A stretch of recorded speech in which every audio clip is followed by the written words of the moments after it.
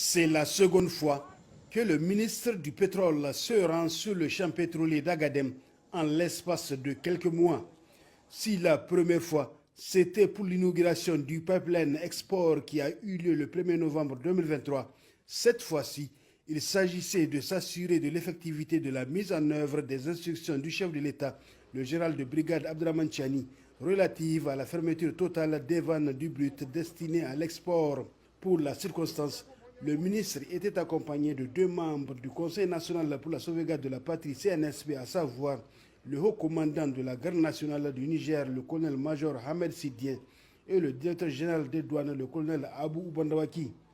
On notait aussi la présence du directeur général des hydrocarbures, Abdel Nasser Chebou, du conseiller technique en sécurité du ministre du Pétrole, le colonel-major Adoum Wanta, et bien évidemment des autorités régionales de Difa, notamment le gouverneur, le général de brigade Ibrahim Bagadouma. Après l'accueil à l'aéroport de Jouaouro le mardi 11 juin 2024 et en route pour Koulélé où se trouve la station initiale, le ministre et sa délégation se sont arrêtés à la station de Melek où ils ont constaté que les vannes étaient effectivement fermées depuis le 6 juin 2024 à 22 h, suivant les instructions données. À ce niveau, le ministre a demandé le placement autour de la vanne de chaînes et de cadenas, puis a confié les clés au responsable de la sécurité du site, lui rappelant les instructions fermes du chef de l'État. La délégation a aussi marqué un temps d'arrêt au village même qui a donné son nom à notre pétrole, c'est-à-dire Melek. La courte pause a permis aux visiteurs d'apprécier l'hospitalité des villageois à qui elle a remis un cadeau symbolique au nom du chef de l'État. Le ministre du Pétrole a expliqué au chef de cette bourgade, Mokhtar Abdallah, que grâce au pétrole brut du Niger, le nom de son village est le nom le plus connu des villages nigériens à travers le monde et que le moment venu, les retombées suivront. Nous allons faire quelque chose de spécial à Melek, a-t-il laissé entendre pour le citer. En fin de journée, la délégation est enfin arrivée à Koulélé où, après le dîner, l'équipe de la Direction générale des hydrocarbures DGH et de WAPCO se sont retirés pour plancher sur le programme de maintenance. Le lendemain, tôt le matin, une réunion de travail sur la question s'est tenue. Au cours de cette rencontre, il est apparu clairement que toutes les mesures de prudence que le ministre du Pétrole a préconisées, notamment pour qu'on puisse vider le pipeline dans la perspective éventuelle de la fermeture des vannes, n'ont pas été prises. Et ayant su de surcroît que lors de la précédente maintenance du pipeline, le brut contenu censé retourner à Agadem est passé de l'autre côté de la frontière, il a par conséquent exigé une fermeture totale de toutes les vannes et demandé à chacune des parties d'assumer ses responsabilités. Aussitôt dit, aussitôt fait, l'ensemble de la délégation et des équipes de l'amont et de l'aval se sont déplacés sur le site et ont procédé à la fermeture et à la pose de chaînes et de scellés au niveau de toutes les vannes de l'amont et de l'aval qui participent à l'envoi direct du brut à l'export. Enfin, le ministre a là aussi remis les clés aux responsables de la sécurité des lieux et a donné des conseils à tous ses compatriotes présents sur le site, les appelant à une prise de conscience réelle des enjeux. Quel que soit ce que ça va nous coûter, nous sommes prêts à assumer. Et chacun de vous doit le comprendre comme tel. Il ne s'agit pas de penser aux intérêts immédiats. Si ce pétrole-là, nous n'en profitons pas, nos enfants, nos petits-enfants en profiteront. Mais au moins, ils vont en profiter. Mais on ne peut pas accepter d'être assis pendant que notre pétrole est volé par d'autres personnes. Parce que nous ne sommes pas présents là où on le charge. C'est ça, voler. Ne pas être présent là où on le prend. C'est ça, voler. Donc nous ne pouvons pas admettre ça, quel que soit le prix. Aussi longtemps que ça durera, aussi longtemps que le Bénin et la société WAPCO ne se seront pas entendus pour que le Niger puisse assister au chargement, puisse contrôler ce qu'on charge, nous n'accepterons plus d'ouvrir ces vannes. Donc il faut que vous soyez tous conscients de ça et que chacun de vous se sente investi de la responsabilité de surveiller. Si vous voyez le moindre problème, il faut reporter ça. Mais reporter à qui vous connaissez. D'accord? Et lui, il va se charger de nous rapporter ça et on prendra les mesures. De toute façon, c'est lui qui violera ses consignes. Devra être prêt à en assumer les plus lourdes conséquences. Parce que ça n'a pas été pris à la légère. Ça n'a pas été pris à la légère. Non à une guerre commanditée entre le Bénin et le Niger. Le 6 juin 2024, le procureur spécial de la Criette, M. Mario Metonou, informe le peuple que, citation, dans la soirée du mercredi 5 juin 2024, des informations de sources dignes de foi qui me sont parvenues ont fait état de ce que des personnes se sont frauduleusement introduites sur le site de la station terminale de Ouakoupo Bénin à Sémé-Kodji. Des investigations menées sur place, il ressort ce qui suit. 5 ressortissants nigériens se sont introduits sur le site sans décliner leur identité. Au lieu d'emprunter l'entrée principale et de s'enregistrer à la guérite, ces personnes ont préféré utiliser une entrée dérobée située à l'arrière du site.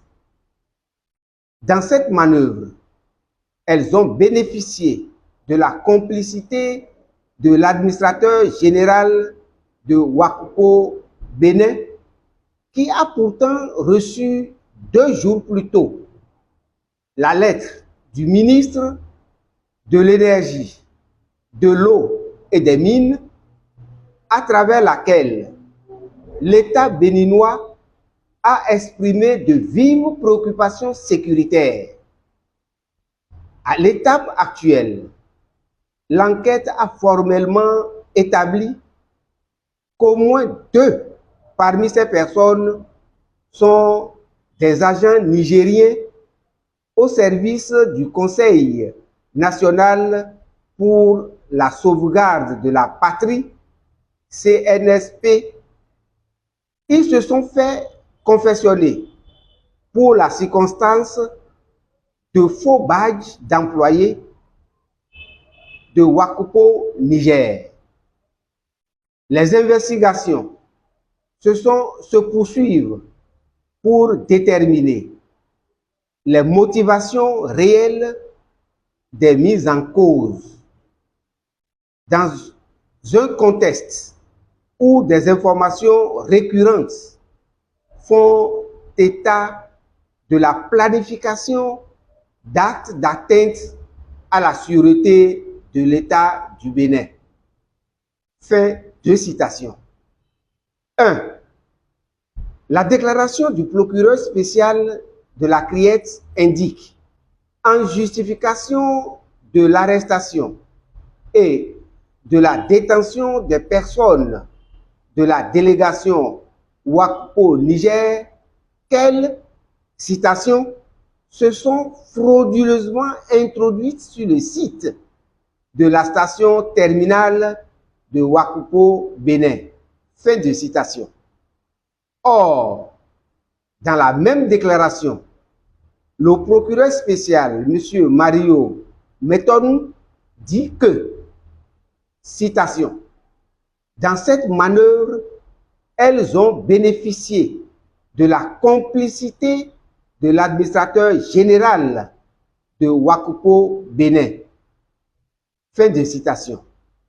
Ce qui signifie en clair que la délégation nigérienne venue pour superviser le chargement de pétrole s'est introduite sur le site avec l'accord du chef des lieux, l'administrateur général de Ouakoupo Bénin.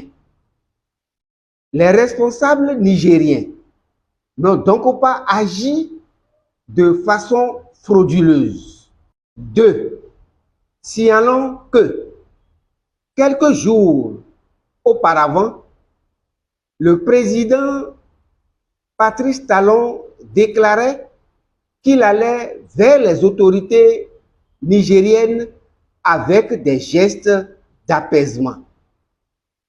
L'arrestation et la traduction en justice de la délégation nigérienne qui a agi au vu et au su du responsable de WACPO Bénin dans le cadre des accords signés entre parties ne vont nullement dans le sens de l'apaisement, mais constitue un acte de provocation envers les autorités nigériennes. 3. Que peut-on déduire de tout ceci? En posant de tels actes de provocation et de guerre manifeste, le président Patrice Talon poursuit dans la logique guerrière initiée par la France et l'OTAN par CEDEAO interposés. En décidant de se placer au service de la France et des membres de l'OTAN, après leur renvoi des pays du Sahel, le président Patrice Talon met notre peuple en danger puisqu'il l'expose à une guerre avec les peuples de la région et notamment avec le peuple frère du Niger. Notre peuple et le peuple nigérien ne veulent pas de guerre entre eux. Nos peuples ne veulent pas servir de chair à canon pour les intérêts des puissances de l'OTAN et de la France et ceux du pouvoir en place. Le Front patriotique exige par conséquent la libération sans condition immédiate des délégués nigériens, le renvoi des troupes de la France et de l'OTAN du Bénin pour la diminution de la tension actuelle entre les deux pays. Cotonou, le 12 juin 2024, le coordonnateur général.